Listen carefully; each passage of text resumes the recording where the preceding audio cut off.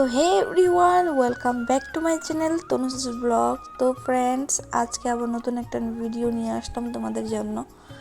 তো প্রথমেই আমি তোমাদের কাছে সরি বলছি, কারণ এতদিন তোমাদের জন্য একটাও ভিডিও নিয়ে আসতে পারিনি। প্রথমত তার জন্য সরি বলছি, আর দ্বিতীয়ত হচ্ছে আমার খুব শরীর খারাপ ছিল, জ্বর সর্দি কাশি, মানে ওয়েদারটা চেঞ্জ হচ্ছে তাই একটু খুব শরীর খারাপ ছিল, তাই কোথাও যাওয়া হয়নি তেমন, তার জন্য ভিডিও নিয়ে আসতে পারিনি। তো আই এম সরি।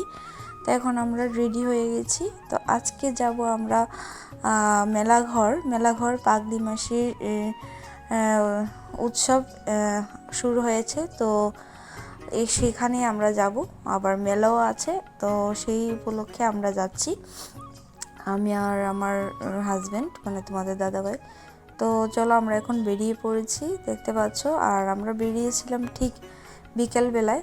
তো যাওয়া যাক। আর দেখতে পাচ্ছ ফ্রেন্ডস, যে সূর্যটা যে অস্ত যাচ্ছে, তো সেটা আমি মানে ভিডিও ক্লিপ করলাম আর কি সুন্দর দেখাচ্ছিল, সেটা আমি ভিডিও ক্লিপ না করে থাকতে পারলাম না, তো তার জন্য ভিডিও করে নিলাম।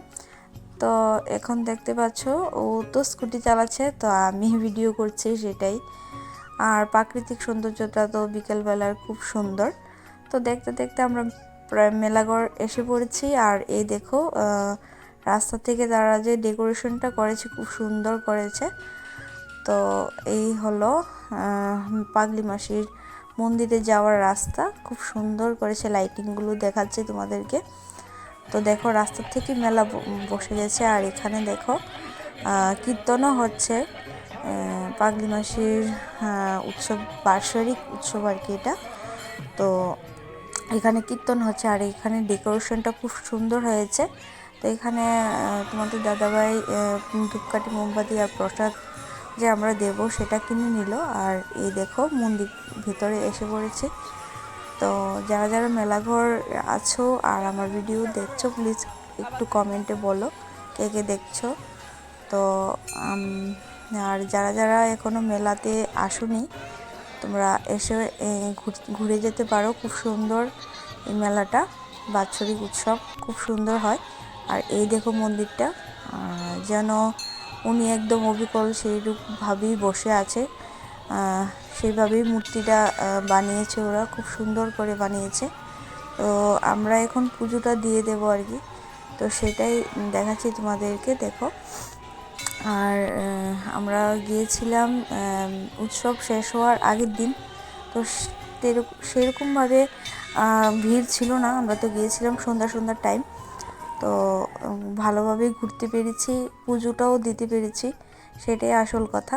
তো সবটাই আমি তোমাদেরকে ঘুরে ঘুরে দেখাচ্ছি। দেখো ওরা ডেকোরেশনটা খুব সুন্দর করেছে।